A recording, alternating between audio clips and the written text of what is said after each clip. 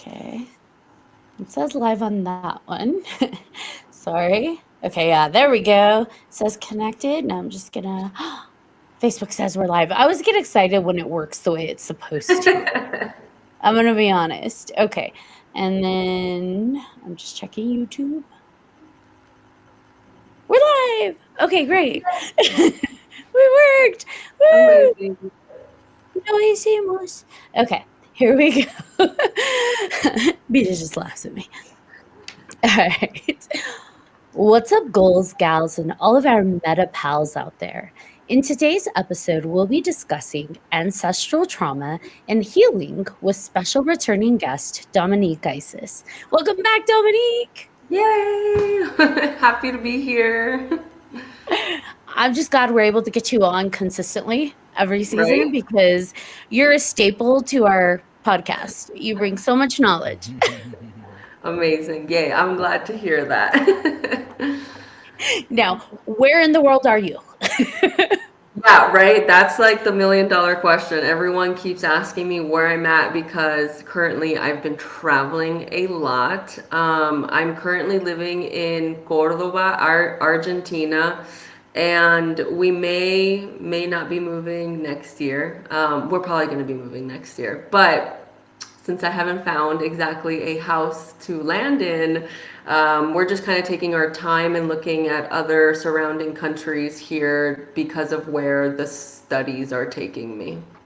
Okay. Hmm. I love that where you move to is just purely intuitive, like where Yeah, you're called to next. So that's pretty amazing. yeah, yeah. It's been that way, and it's really wild because I never thought I would be taking another leap of faith next year to deepen into the ancestral medicines, the sacred medicines, the rites of passage that I'm studying out here. And so I did not expect, like I literally thought, okay, Argentina is where it's at. This is where I'm staying for a long time, and that's like not how it works. Like I'm not in control, so I go where spirit tells me to go. That's so awesome. Now, last time we talked, you were getting prepared to go start your Vision Quest journeys and Yeah. like the process through that. How's that going? It's going good. I just did a live today on my Instagram talking about what Vision Quest is, the lineage it comes from, just a little bit of like, why we're doing this, what does this experience look like. So we just talked about that because my year 2 on this path is coming up now in February. And I actually have a friend from the United States that has decided to come and move her life here for a few months, and she's going to be what's called a support person at Vision Quest. So she's going to come and experience the crazy things that I'm a part of. So it's going good. So we're in preparation mode right now. That's amazing. So you're in Argentina right now, right? What Yeah. what kind of what's big there with what you're working on? Like is there a specific like discipline that's like very popular in that area where you're at? You mean in like terms of the work I'm doing or the country Yeah. itself? Yeah, the Yeah. work. Um, I think like holistic healing is a really big thing here because we're tapped into the Andes and we're really close to the Amazon, right? We have the Amazon in Bolivia, in Ecuador that goes through Peru. And so I feel what's really big here is people really give a shit about their health. There's a lot of alternative healthcare places and practices, and that's something that people really are into over here. And I think that's why this move like worked out so well for me in terms of just like who I am and what I practice is basically everything I was looking for. I found very easily here. Does that answer the Yeah, question? yeah, Yeah. absolutely. Yeah. Yeah. I just didn't know if there was a specific, because country to country, right? Like, is it the people that you're working with? Is it kind of just depend on that? Or is it like for me, food is always a big draw wherever I go. If I Yeah. have to move somewhere, food's got to be pretty good, right? but For I don't know if sure. that's as important for you, but No, it is. Like the culture for sure brought me out here. Everybody is very much into like living in a community. So it's interesting 'cause I just had this conversation with someone recently around how it's nothing like the States because everybody here shares everything and like everyone welcomes you into their house even though they just met you. And they'll like have dinner with you and you'll meet their entire family that night and they'll cook with you. So it's like very family oriented. The food is of course amazing and there's very specific things to like Argentina that this country is known for, like mate. Mate is something that this country is known for. You will find it in every store.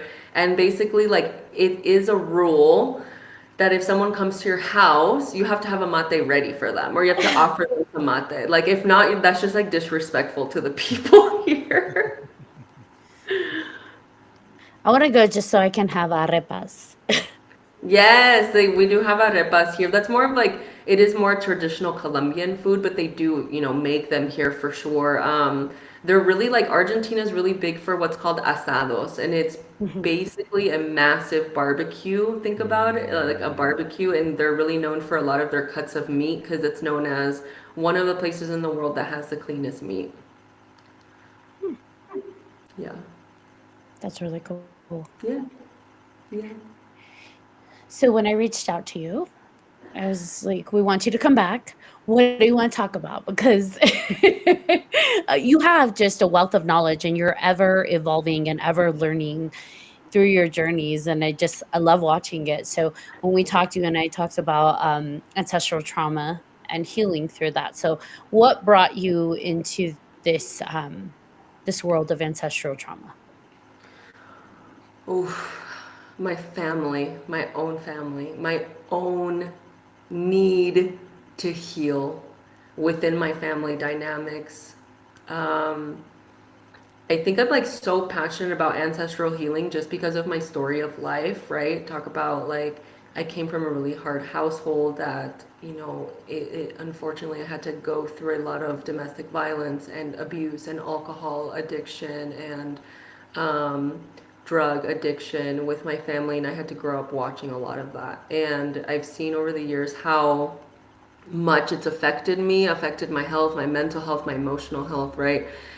And in my family, the women specifically are have tended to take like antidepressants and a lot of like medications for their pain for what they were dealing with. And I wanted to go a different route. I wanted to, look at these things in a deeper way and find out how I can cure myself, heal myself ancestrally, so I don't have to live the same story as my parents, so I don't end up like them. And through that like investigation and curiosity of how can I do this in a different way, that's what led me to ancestral healing. And I've seen just how much it's changed my life and how much it also helps people in their day-to-day life, because I truly feel that we don't just come with our trauma of what we've experienced. If not, it's a lot, it's ancestral baggage. It's a lot of what's happened in our family lineage that we're carrying today. And I just think that it's like one of the missing, if not one of the most vital pieces to healing, but one of like the missing pieces to trauma work. Like people talk a lot about trauma work and therapy and somatic healing and, EMDR, right? There's like so many techniques, but I feel that constellation work or ancestral healing gets like missed a lot. And so, that's what got me to investigate this world of healing is how can I heal my relationships in my family so I can also carry out healthy relationships with like my friends and my partner and if I have kids in the future. And when we talk about ancestral trauma, or we're speaking to it, what we have listeners that they're new to this and I sometimes we forget, we hear a word and we're like, oh, I know what she's talking about, but they don't. So when we say ancestral trauma, what do we mean? We basically are talking about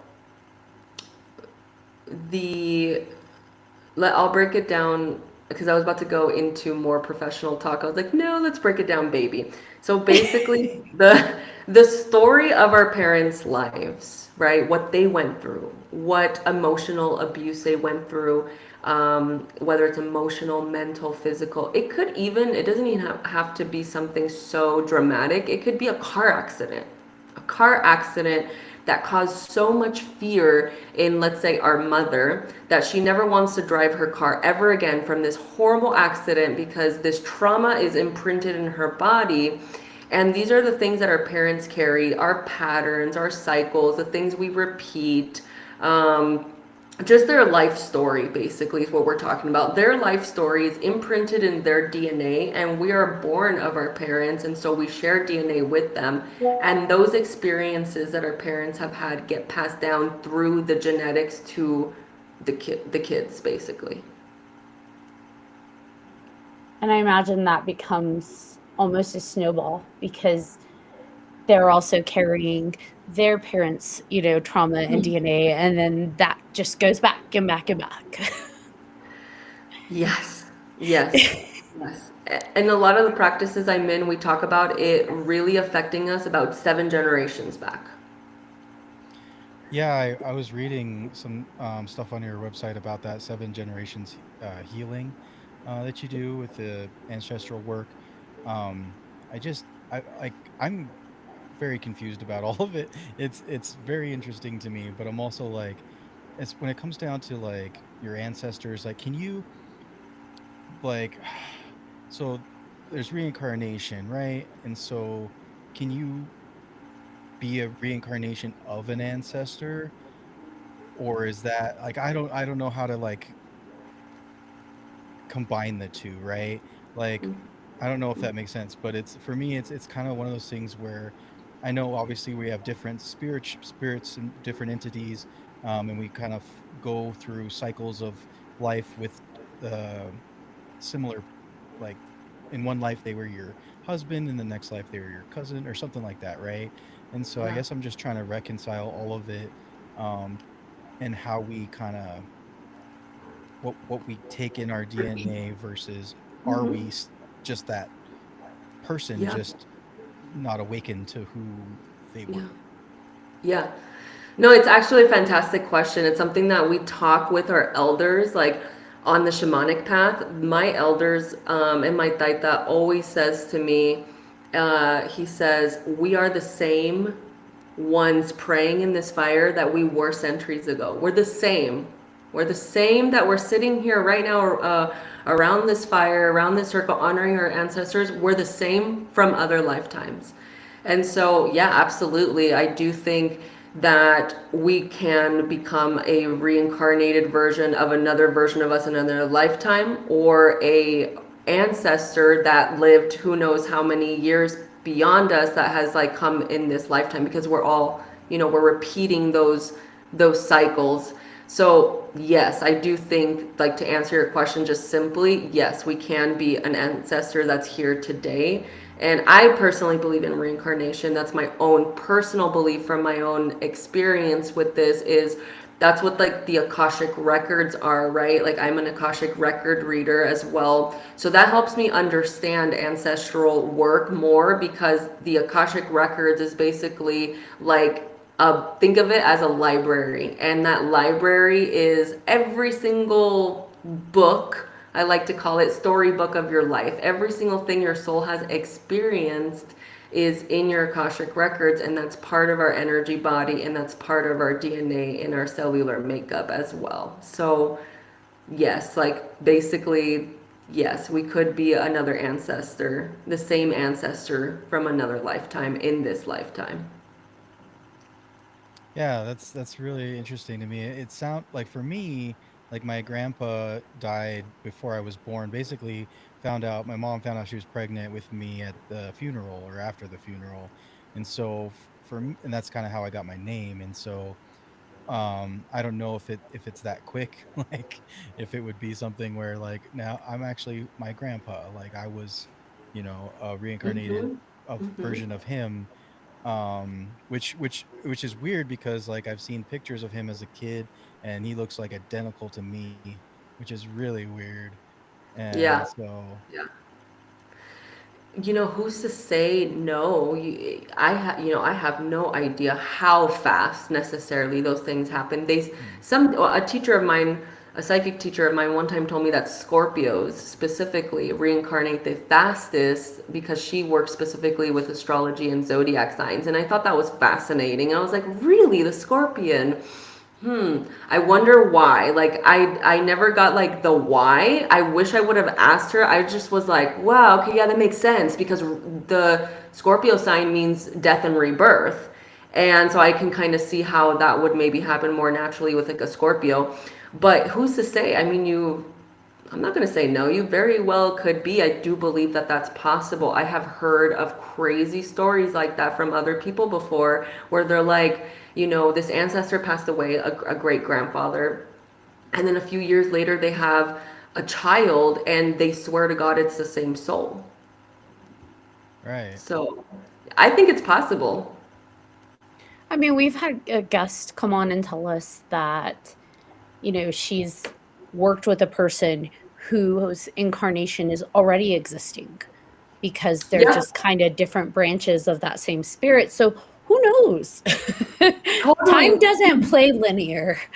100%. And there's like, I've always learned that there's the past, the present, and the future all exist at the same time. So the future me is living, in another linear time that I'm living in this one, that the past me is over there. And it's like in the past, right? Like that one movie, what is that one show, Outlander, right? Where this like woman goes to the past and she meets the love of her life, but the present's still moving. So it's like at the same time, past, present, and future exist in the same universe, in the same body at the same time, but in different timelines, but at the same time. And that's because time's not linear. So it's like it's like the biggest brain what when you start to try to Activate. logically, yeah, break it down.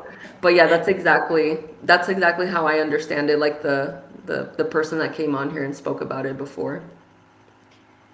So I have a controversial question. Bring it. So when it comes to ancestral trauma, nothing's ever easy and point blank, right? Like it's work. However, when we talk about things that hurt us or continuously pull at us or fracture us, when it's a person or it's a past life connection, we talk about cord cutting and doing different cord cutting ceremonies and calling your power back from other Mhm. timelines, other, past, present, future, all around. Yeah. Would it be possible to apply those same principles to ancestral trauma? So, cord cutting that energy that carries through because it is connected to us in that way? Or is that even a thing? Yeah. Yeah, I do. I think it's a thing. I don't think it's the thing, right? Like I think it's a lot more complex and it goes way deeper than just cord cutting.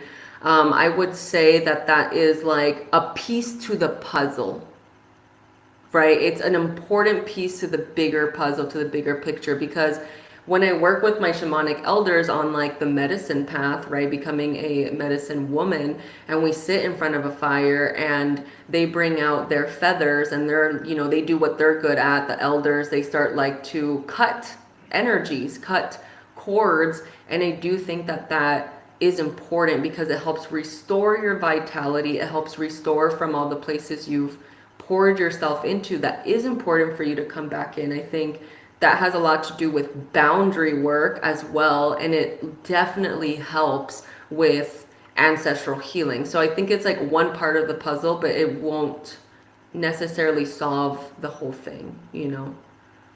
It supports the healing process. It's definitely helpful, is what I would say. And when it comes to the healing process, we're talking about ancestral trauma that carries through our very DNA and our energy. How do you tackle healing that? Because it's our makeup. It's like it's our genetic. Yeah, no, that's a really good question. So, our genes express themselves through our environment and through how we were raised and through our conditioning and through society, right? All those things. And our genes express according to where we live and what our environment is as a kid, whether it was very traumatic or you had the most loving, amazing home. Now, our genes were able to change the way that they express.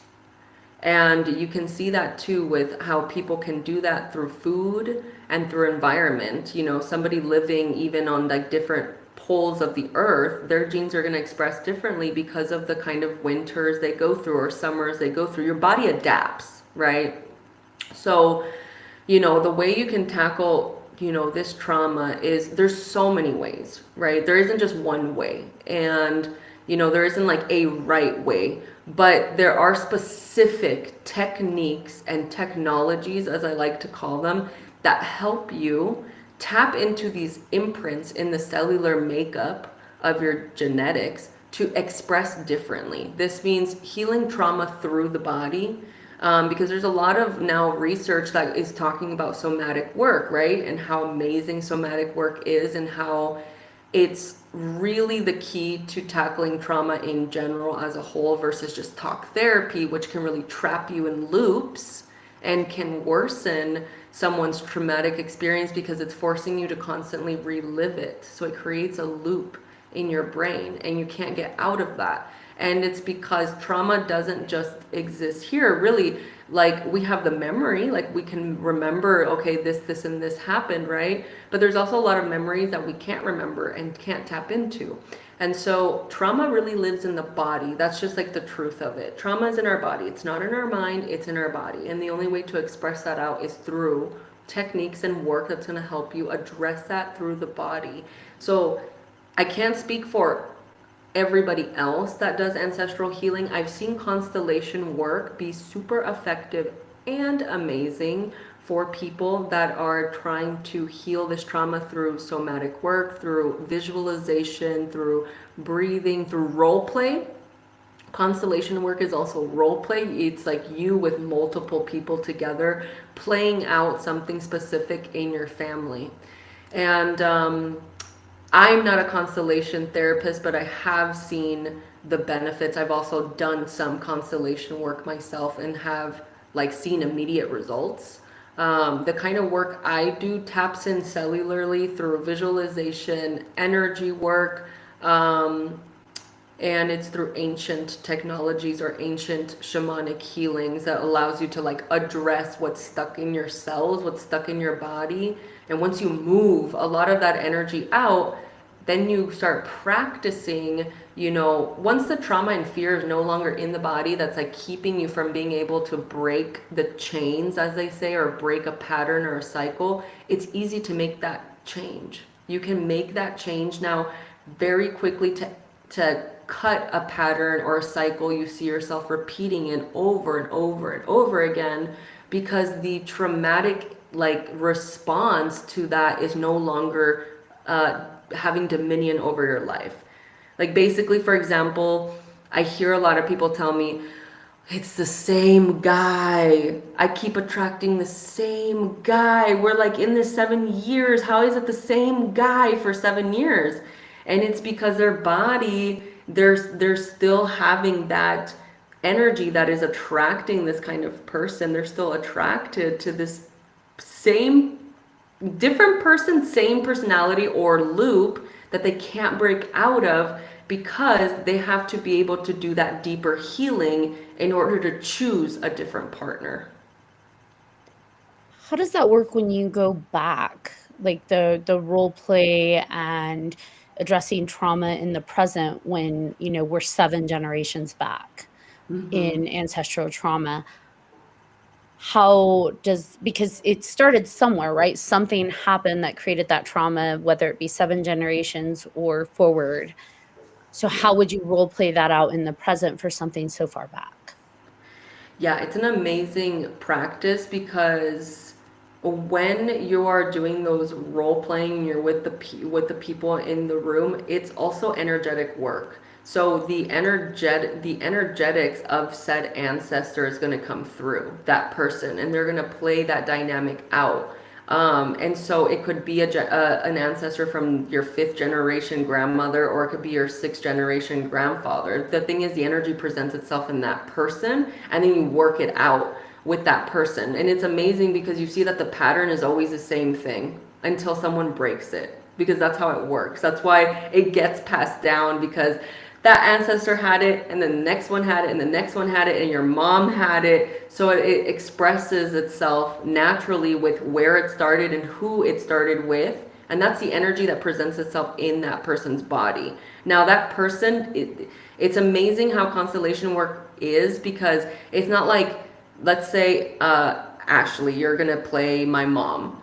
You don't know who my mom is. Like, that's not like someone doesn't tell you, hey, by the way, her mom was this, and that. It doesn't work like that. It's this really wild experience where the therapist is taking everybody through like a meditative journey where the people are naturally channeling the energies coming through from the person's ancestor. And so you just start acting and behaving a certain way according to the energy that you're feeling. And you start naming the feeling. Okay, this person has a lot of depression, a lot of sadness. And then you start seeing this role playing in front of you happening, and you're starting to understand where this has all come from and how to start resolving these dynamics within your family, and like why it's repeating, and how to start like working with that, to break it. So it's a really cool practice. I highly suggest it. A lot of therapists lead constellation work, but it's a really powerful tool. Sounds like a lot of us just have messed up families.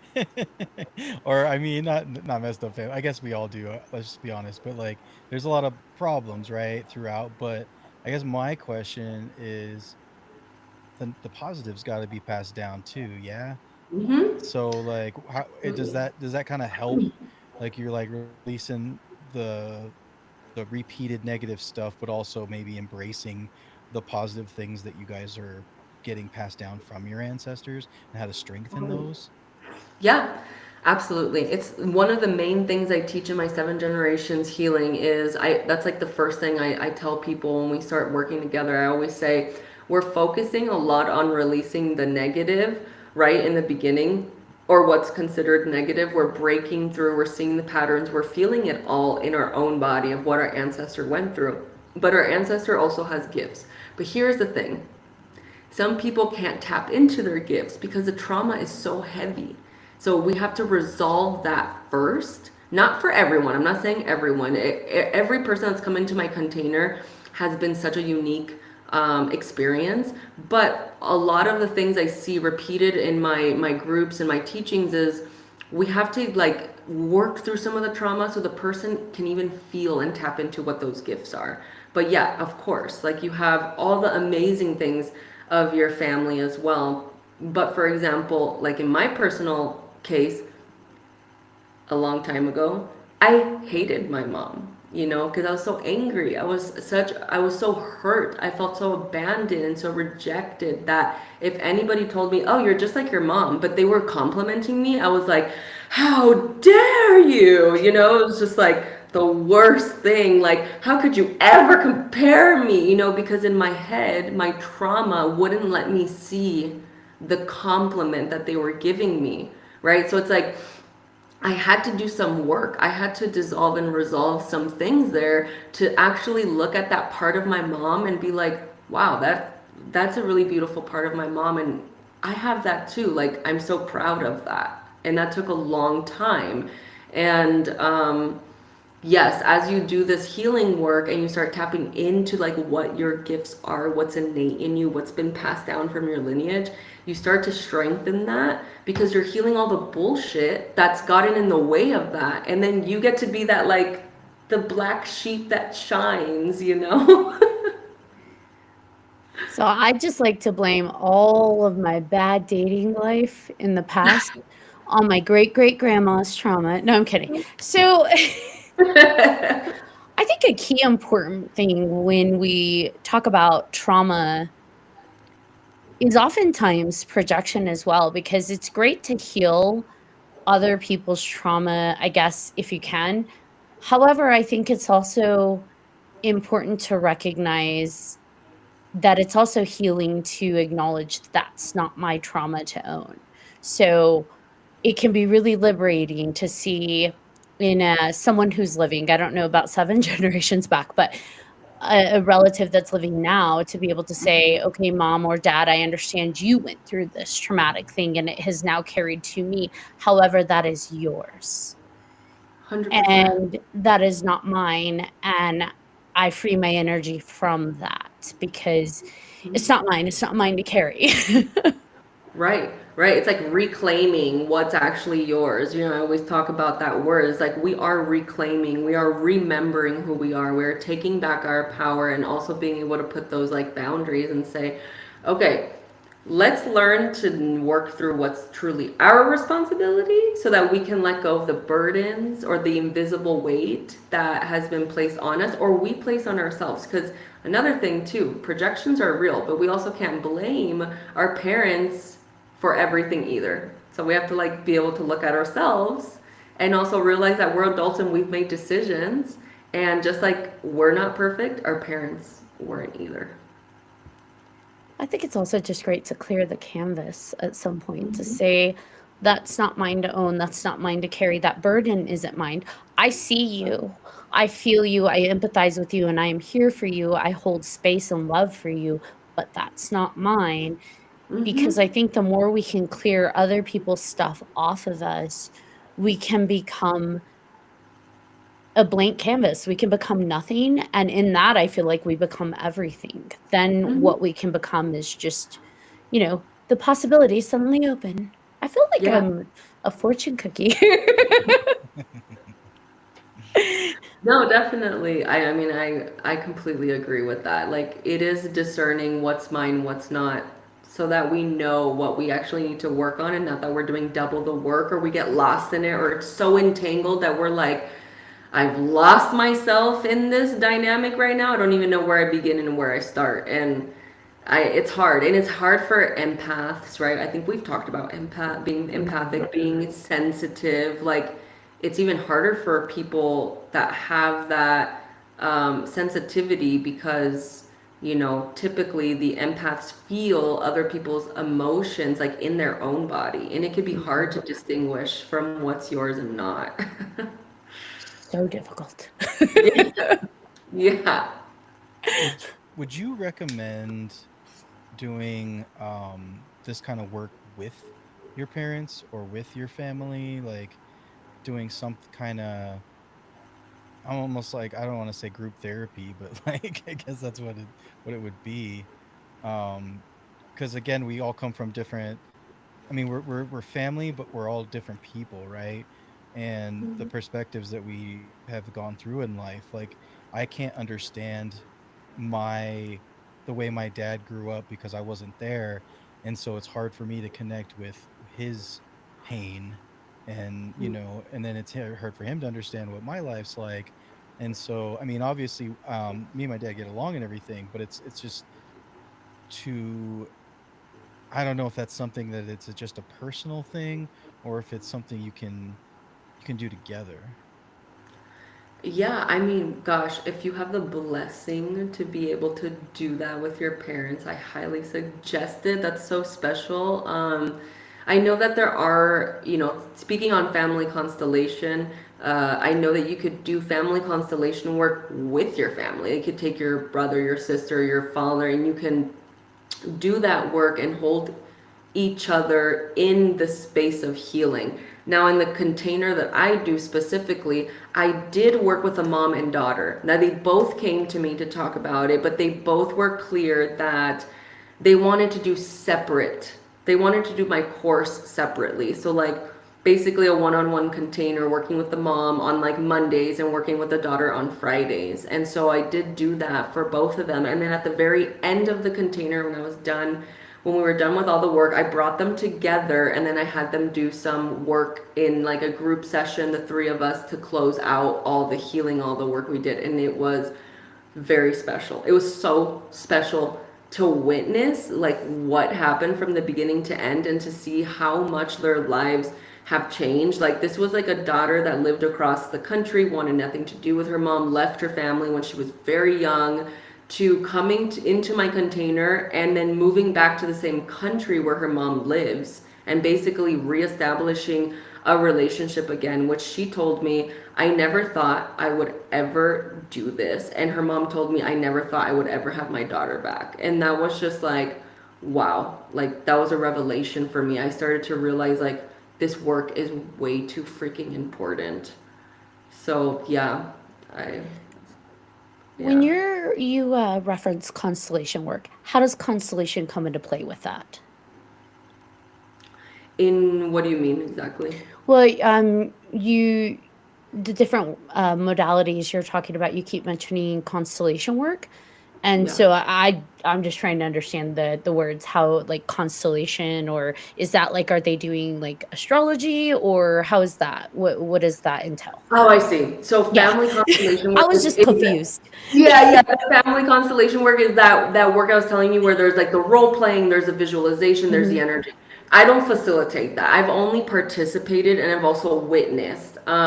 But I that's not the work I do. If not, I respect it because I've seen the difference it's made in people's lives and in my own, and I really think it's a great tool and modality to use. It's called family constellation work, which is this, it has visualization, somatic healing, meditation, breath work, and role playing, right? That's like the specifics to that. And you can do that with your family, right? You could take your family to that. But the work I'm talking about where I had the two girls in the container is my 7 generations healing. Mhm. So But I with the took them through a different with the healing technique. constellation work, are they using like the family constellations, or like how does the constellation part of that sentence or phrase come into play? They use different people. So like when you're in a family constellation therapy session, it's a big group of people. There's like a lot of people in the space. And so when it's your turn, let's say it's my turn to go work out my family constellation, then I go to the center of the room and they use people that are just there supporting or watching. They ask them if they want to participate and they bring them in to channel the energy of your family. Now, why they use the word constellation, I'm not necessarily 100% sure, but I know that they use that word as not. I can see why you would think astrology, right, Yeah, with the constellations in the sky. But if you think about it, like this is not because someone told me. This is my own intuitive interpretation. We're of the stars. We're actually made of stardust. They say my shamanic elders say that when we die and we become dust, that they've actually scientists have actually taken that part of the dust that we become when you get cremated and seen that it's stardust. So we like come from the stars. And because we each have a zodiac sign that's part of a different constellation, I think they call it family constellation because it's this thing of like we're all one family. We're working through the got it. family Okay. dynamics. I think that is what my understanding is, like very intuitively and just breaking things down as why they would call it that. But it doesn't have to do with astrology basically. Got it. Okay. I was confused. Thank you for Yeah. explaining. Oh, absolutely. I I did have something I wanted to ask you because you've talked about some of your clients, some of the people that you've gotten to work with. Has there been any kind of situation recently that just kind of blew your mind? That was just something that, when you were working through it, and you talked about the family with the mother and the daughter. That was an awesome example. Are there any others that you can think of that just, I don't know, just I don't know about, like, maybe I don't know if heal is the right word, but just found their way past what they were dealing with? Yeah. It's so funny you asked that. It's my last client. So my last client has blown me away. I'm so proud of her. It also is like a willingness for you to like do the work outside of the container, right? My ideal client is someone who is going to take the tools and use them. So if I tell this person this and this is the homework assignment plus this video, and they're like, they have the willpower of I want this so bad, so they go and they actually do it. Those are the kind of people I love to work with, who are going to like actually do the hard work and come here and like finish and go through as much as possible. And she was definitely 100% an ideal client. She wanted it more than anybody else I have ever worked with, and she had specific drug alcohol addiction that came from her family. Now she's like done rehab, she was done the medications, she's done the AA, she's done the whole thing. And she basically got to this point where she's like, I'm trying to stop, and I feel clearer than ever that I'm ready to do that, because it was this person that was on and off for a long time. And she's like, I'm tired of the doctors, I'm tired of being probed and injected and told I'm this and that, and I want to try something different. I just want to come through and try something different. So you're like my last hope, basically, is what she told me. And I was like, okay, this is big deal. Let's do it. Let's do it. And she went through my entire program. At the end of it, not only was she able to let go of the drugs and let go of the alcohol, but she actually recovered a memory of sexual abuse and is taking her father to court and speaking up for herself about what she went through, which she's been in hiding her whole life. That's incredible. Yeah. That's been like probably one of the like up there really intense things, right? Because she was so blocked here. And when I started working with her, I'm like, she has to have gone through some sort of something, because she like, just the way my intuition was reading the situation, I'm like, there is sexual trauma here. Like, I knew it the second she came into my container. I was like, I know there's something here. And she was able to recover that memory. We worked through a lot of this like violence she experienced as a kid. And I'm like just so proud of her, because she's like in court fighting this battle, but she's not alone. She's got her ancestors, she's got her tools, she has her voice, she has so much mentorship and support, and people are coming out now and supporting her and like going to court with her to say, yeah, I witnessed this happened. And although this feels very kind of this is very touchy, could be kind of heavy, this is kind of like more dark stuff, she is doing really well. I check in on her often, and she's like, I'm honestly like, I know this is such a like messed up situation, but I'm honestly doing really well. Like, I feel liberated. I don't know how to explain it. She's like, I know I have to deal with court and all that's not so fun, but I'm just so proud of myself that I've been able to take the step to go and do that and like stand up for myself and for all the women in the world that didn't have the courage to come out about their abuser. Now, when you bring people into your container and once they leave, is there any kind of preparation you have to do personally in order to make the container a safe space for your energy and making sure you're not absorbing all of that trauma as they open and release it? Yeah, over the years of doing it, I've also accrued like more tools and more experience, and my current path and my own spiritual development has given me a lot of tools and a lot of experience in years now in working my own energy. I always interview the person beforehand, right? Like, this healing is not for everyone. This healing is for everyone. This healing is not for everyone at the time they come to me. For example, I've had a client who wanted to go through the 7 generations healing, but she is currently under medicine for depression and psychosis. So she's on 4 heavy narcotics, and she's on narcotics and opioids and like taking things for pain management, for sleep, and for depression. And I told her she can't come into the container for her safety and mine, but really for her safety. And so, yeah, there's an interview process, because what I want to make sure always for every person that I work with is that I am in 100% integrity to to as much as I possibly can, always taking the person into consideration, their health, where they're at mentally, emotionally, what are they actually wanting to work on? Where are they at in their life? How much understanding do they have of spiritual practices or meditation or breath work, to kind of just gauge like, okay, is this person ready? Is this the right fit? Is this going to be helpful to them at this time? And so, yeah, there is some prep work on my end, on the person's end, and there's practices I start giving them beforehand. Sometimes we even, like with this person that had the drug abuse, she promised to let go of all drug and alcohol and signed a contract with me that as long as she's working with me, she would not be taking any of those things. And she didn't.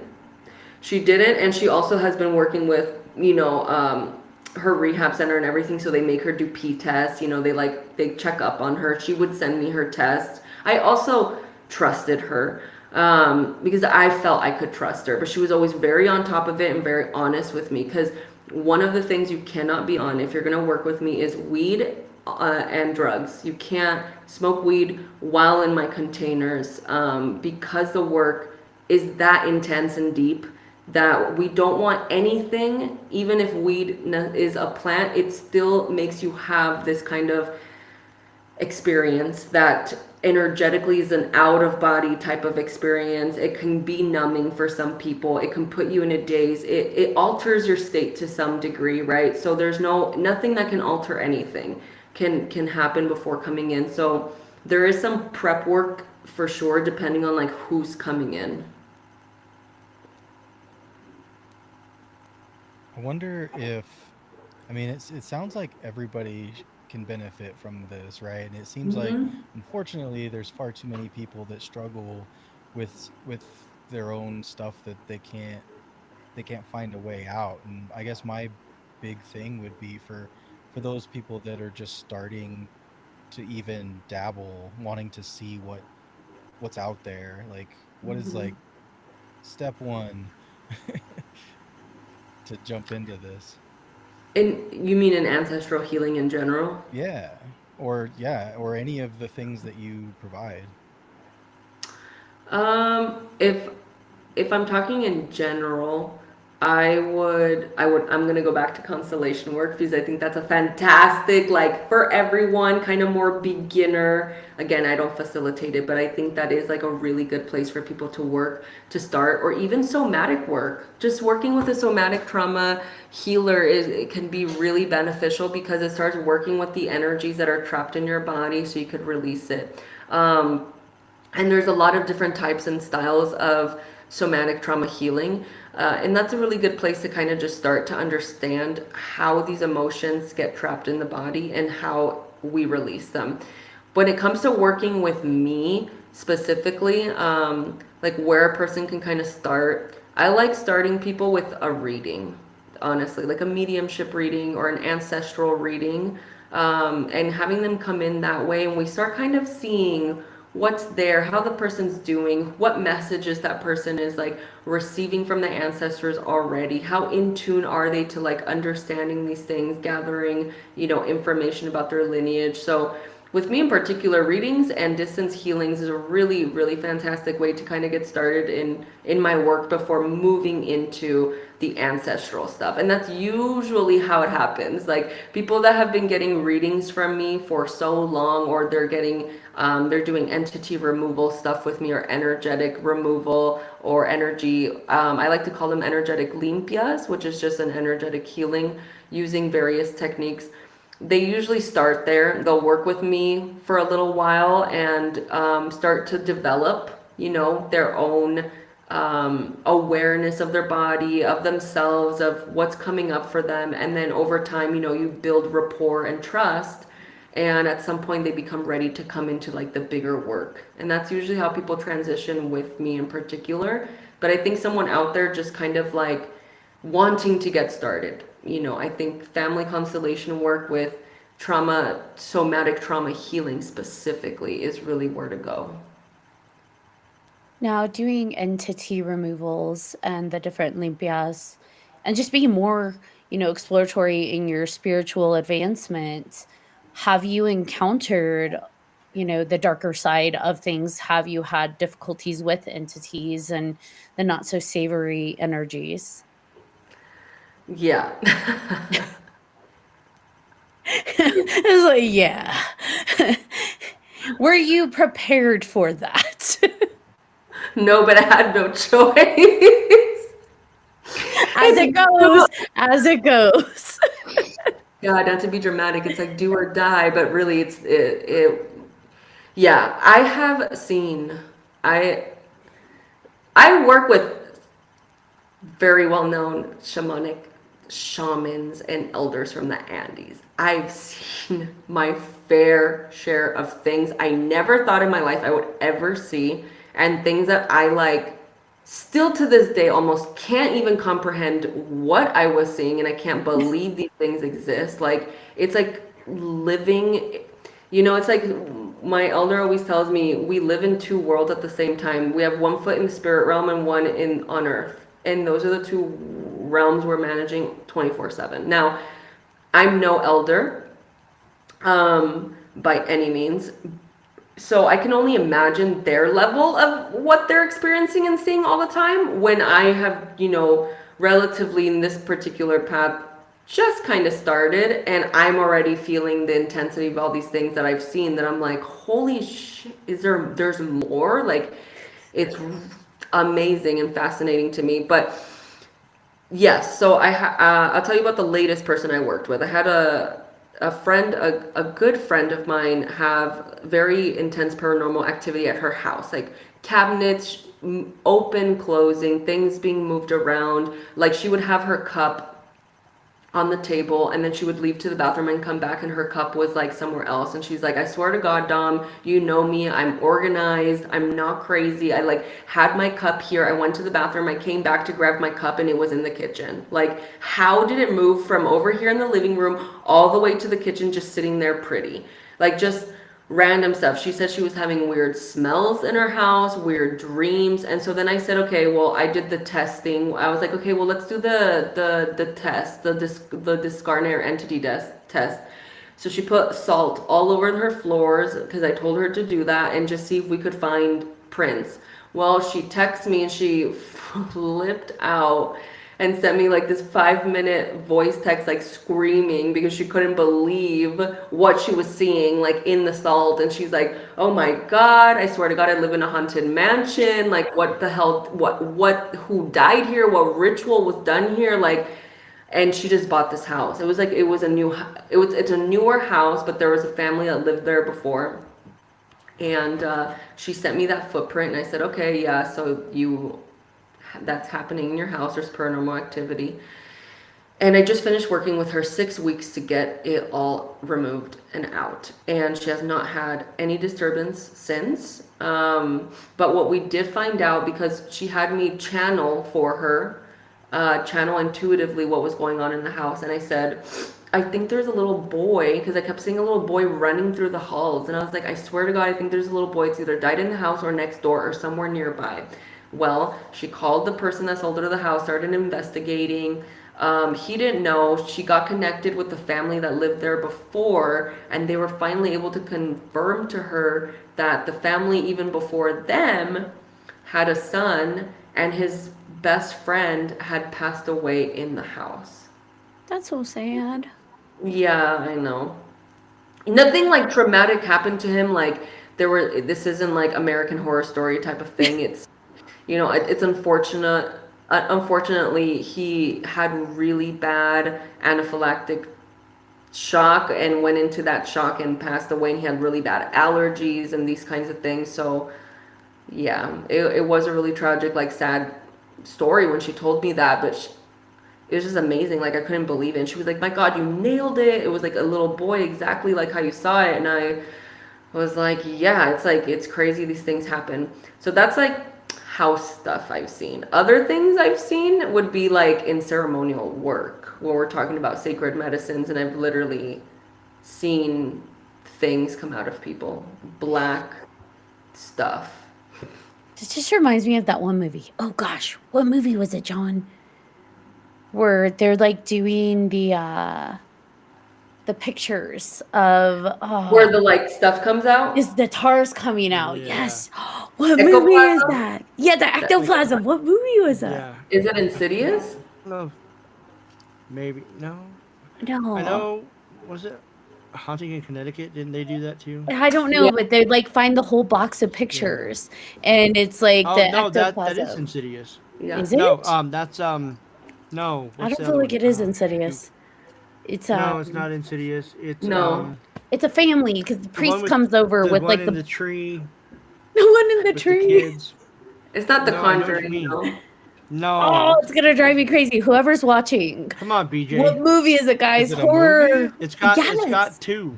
Because it's It's like the got two of 'em. kids are in the house, and like then they end And up the finding dad out that finds the there's like box. bodies in the walls. Yeah, that's the dad what- finds the box up in the attic. Yeah, Yes. And It's like not the Insidious. one What the son's in hell the is it? basement, and that's not the Haunting of Connecticut. I don't No. know. No, It's driving me I know what you're nuts. talking about. Ah, BJ's checking the Google. But while I he's have doing it. that, I would like to say that ghost was just trying to be clean. He took her cup from the living room to the kitchen. right. And Helpful. salt all over your house, that just makes my anxiety go up. Not because salt, but because like having something little that you now have to clean up. My vacuum would hate me. Yeah, I mean, it is a little Worth tip. It is a tip I give people. Like, if not for, for example, if a client calls me and they're like, "Oh, the energy in my house is so heavy and I've smudged and it's not enough," I tell them, "Okay, great, go get sea salt, pray over it." I mean, I set a little intention for that, and you're gonna salt all your floors of your house, and then you're gonna go ahead and sweep them, or use your vacuum to vacuum that up the next day. Let it sit overnight.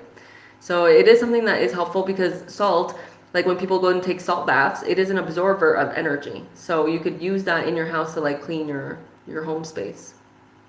Got it. It is the haunting in Connecticut, guys. It I is. asked for I was Google. thinking it was Sinister. Gary said the haunting in Connecticut. Yes. So yes, it is the haunting in Connecticut. That was driving me crazy. Sorry. So Yeah, yes, salt right. baths are amazing. Yeah. I've never taken one, so I should take one. Yeah. Great It's stuff. I good. love them. Do Yeah. it. I just went. See, BJ, the horror shop in Denver, Horrid, they just released a whole bunch of packets that are different salt baths, depending with Oh. like different herbs in it, depending what kind of vibe you're trying to go for. But I actually got a few. I'll have to pull some out later and show you. But yeah, really cool. I go off of smell. I'm a very like smell oriented person, so I'm literally standing in her store smelling the packets. And I'm just like, yes, that one. No, not that one. That's how I cook too. I'm like, yeah, this needs that seasoning, and I will smell the seasoning in this one. Yeah, absolutely. I'm like that too. My kids compare me to Ratatouille. Yeah. No, I have that too, that like sensitive smell for sure. It's a gift. I say it's just intuitive smelling. It's just there. I dig it. I'm down for it. It's interesting you mention the client's or your friend's story, because I feel like it was almost mirroring my story with my house, minus I still can't figure out what's present. But I almost feel like, and the guys know this, I almost feel like there may be some kind of just like, this is a hot spot where like when the veil thins, things just kind of say hello and then they go away. Like it ebbs and flows and opens and closes, because it doesn't feel like there's a standard, like, oh, we have this ghost. So who knows?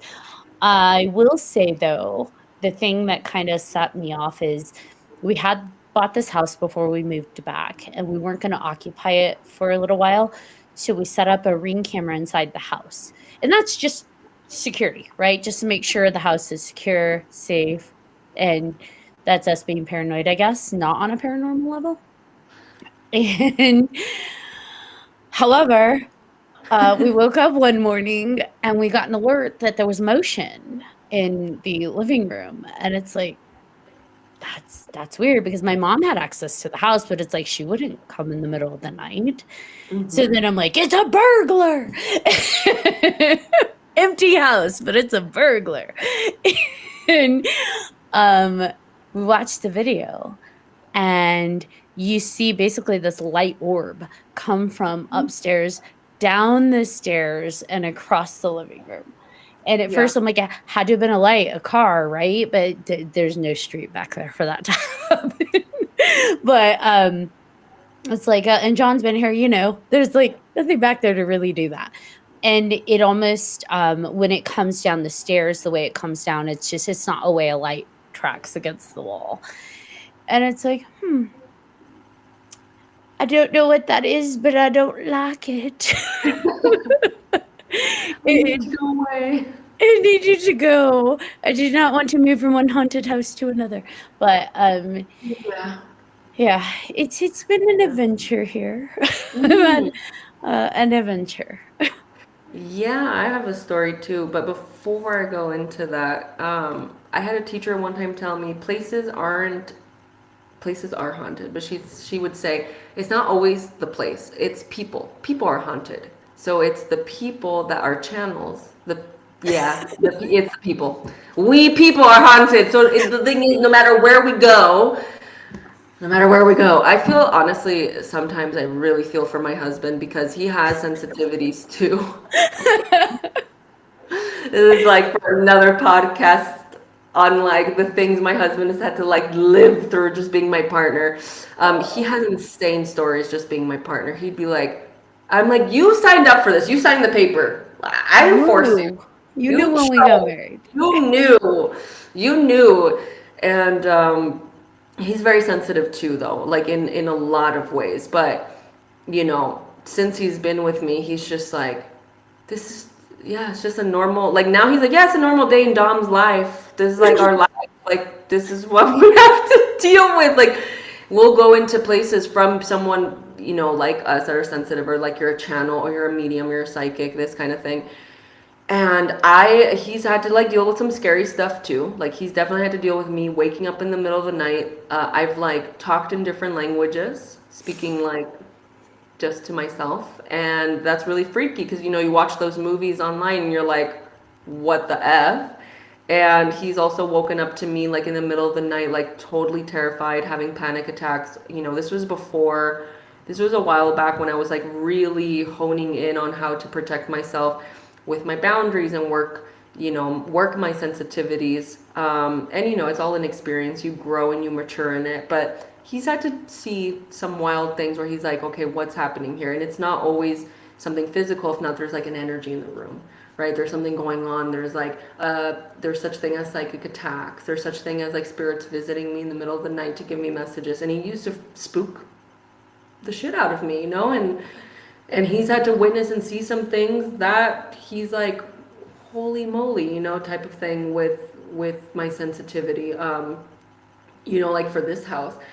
This house in particular that I'm living in, it took me 3 months to be able to sleep. 3 months to sleep.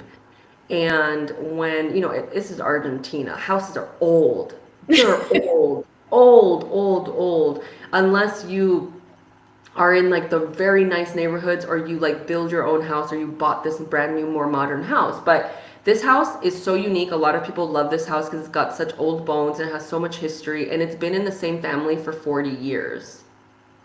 So I came in to rent this house, and the minute I walked in, I said, who died here? Oh no. Like those were my first 5 minutes at the dinner table when I was meeting the landlord. I sat down, I kept feeling her, hearing her, smelling her. I was like, she wouldn't leave me alone. So then I just looked at him and I said, okay.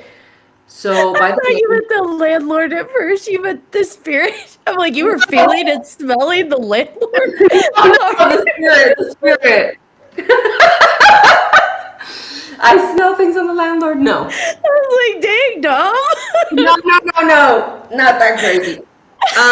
No, at dinner, like in the house, the landlord, right? This is Argentina. They all invite you. Like if you're gonna rent their house, they want to break, bread with you. They want to get to know who is this person that's gonna live in my home and take care of it. So when I sat with the landlord, I was smelling the wife and seeing her literally with my eyes. I was like, and she was like right there, and I'm like, OMG, like what do I do about this? So I looked at the guy and I turned to him and I said, okay, listen, so this is what I do for work. This is what I do for a living. And he's looking at me and he's like, okay. And I said, yeah.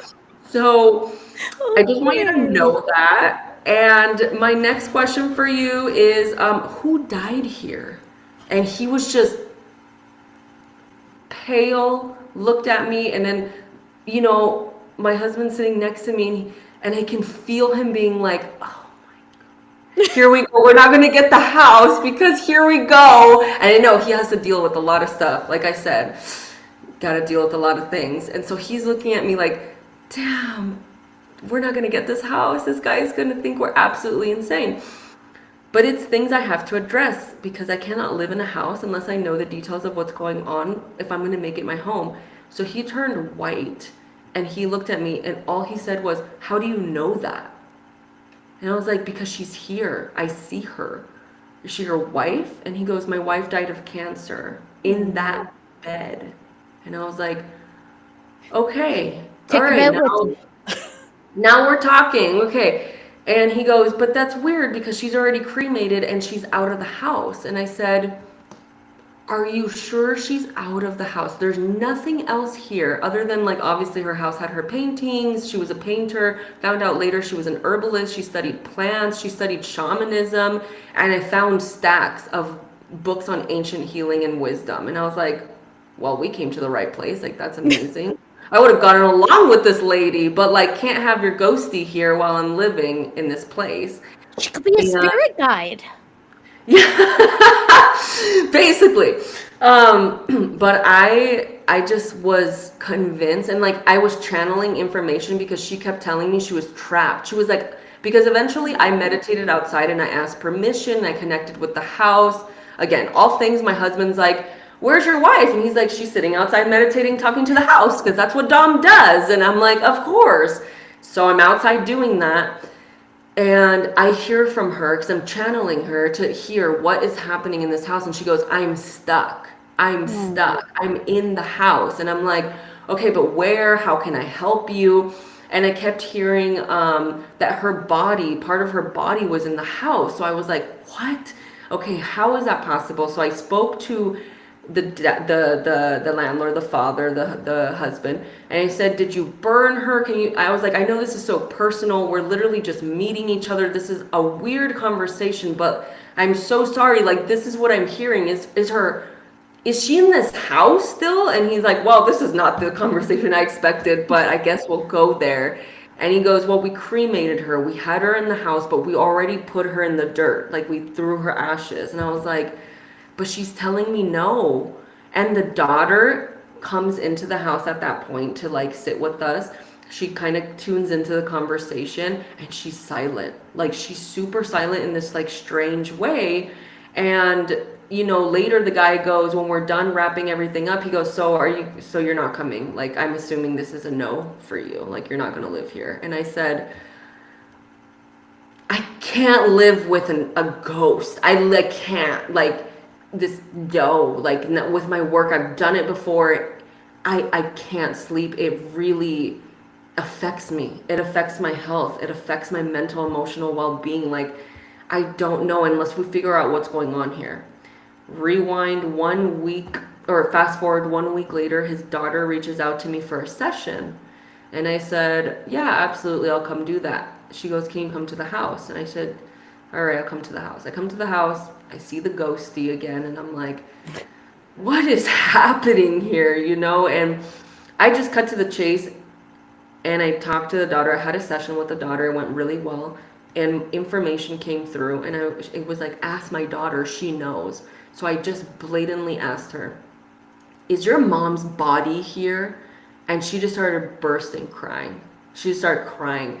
And I was comforting her for like a while. And then she goes, "You can't tell my dad. You can't tell my dad." And I was like, "Okay, but what is happening?"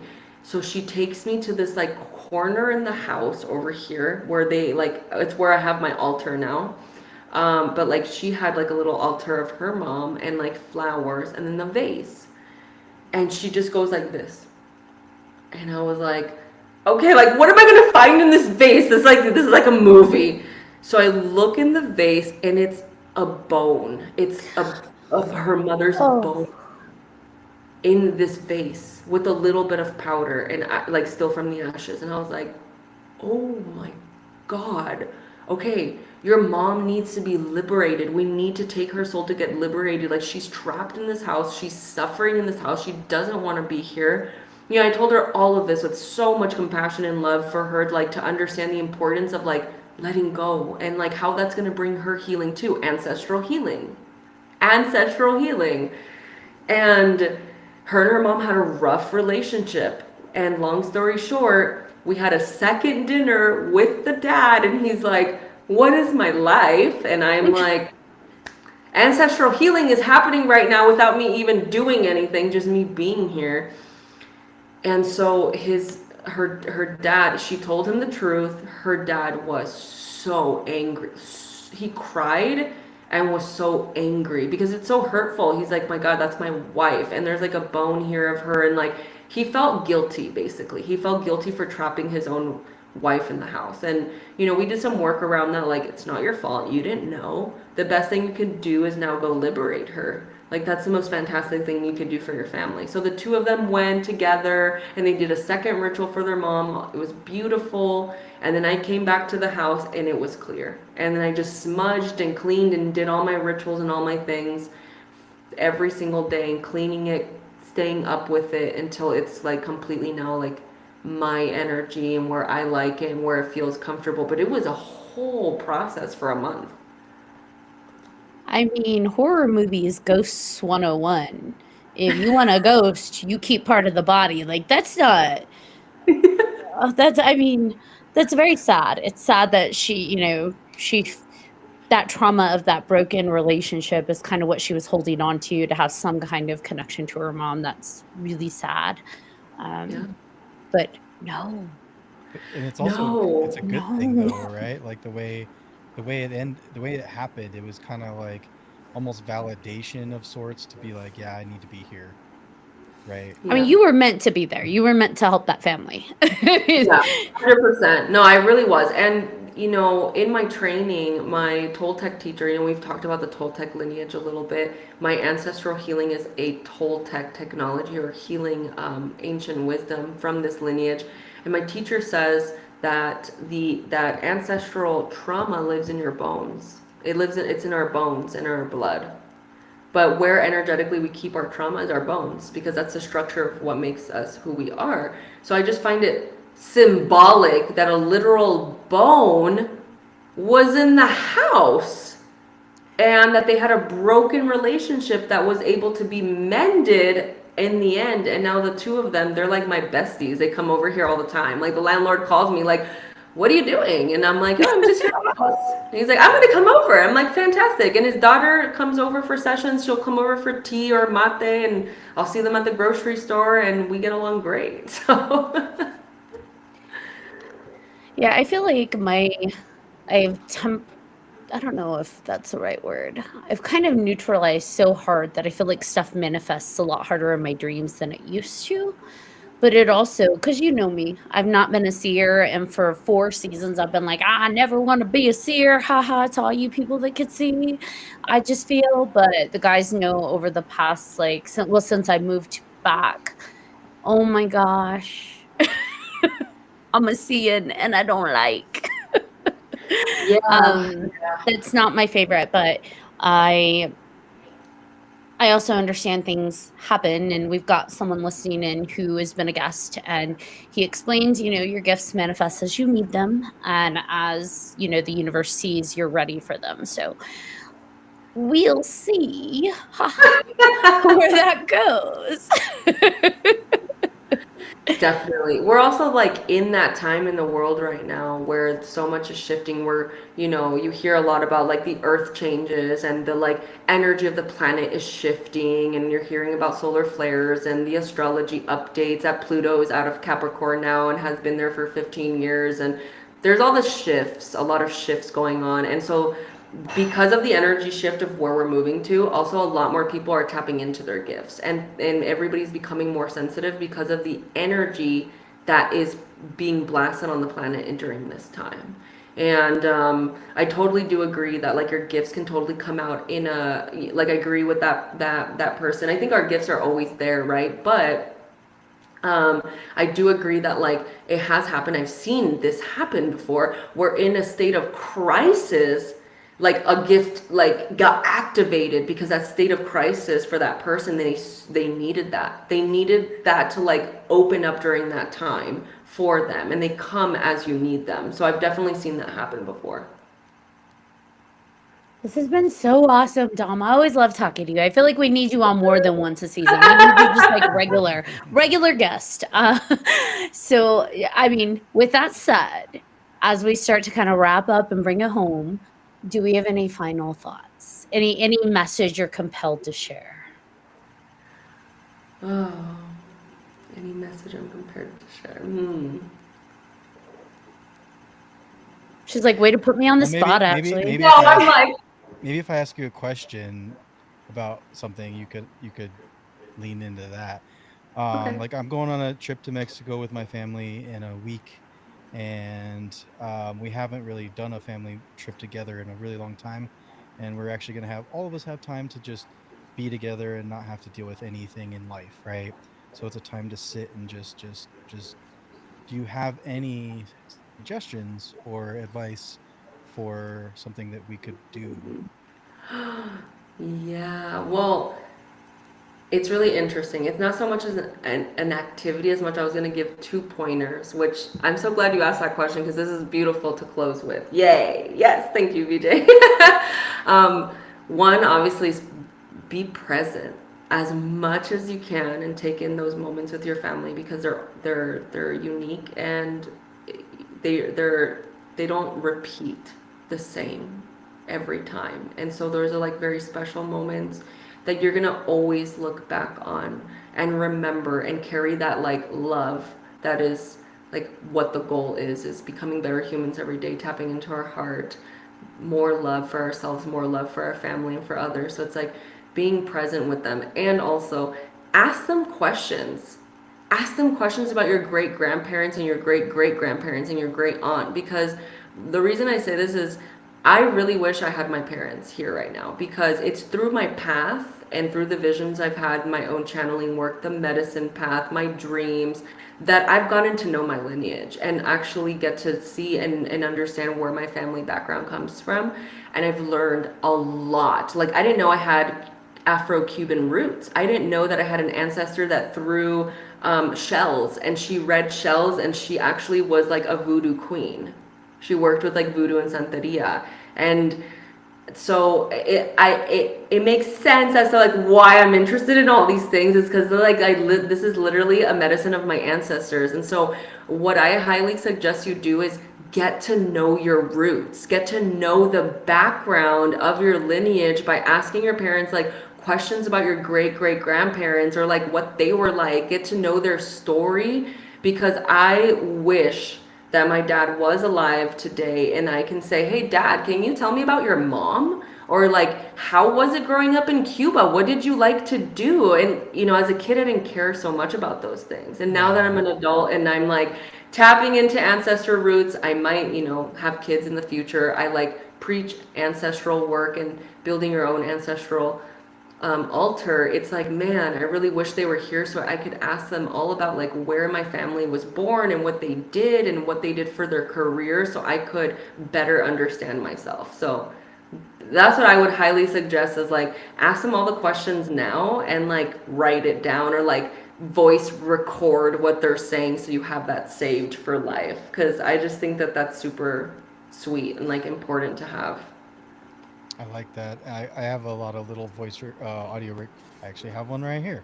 So it's just little audio recorder I take with me everywhere for ghost stuff, but use it for family stuff too. That's great. Yeah, that's amazing.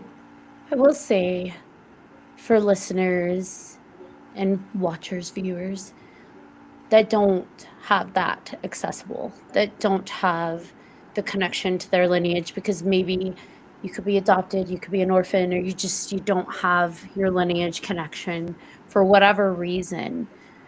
Lineage starts somewhere, and it can start with you. So your line can be you and forward. So, like Dom said, record yourself, record your stories, record what you want to share with your line, because not all is lost if you can't, physically connect with someone from your past. But you can be that future. You could be the past for your future, if that makes sense. Completely. And you can even ask if you are adopted or you're, don't know your parents or don't know anything about your lineage. One thing you can do is, before you go to sleep, is have a cup of water next to your bed and bring an intention in that cup of water. Don't drink it the next morning. We pour that out. Okay, don't drink it. We don't drink that. But we do intentionalize it with the intention of like communicating with an ancestor of light.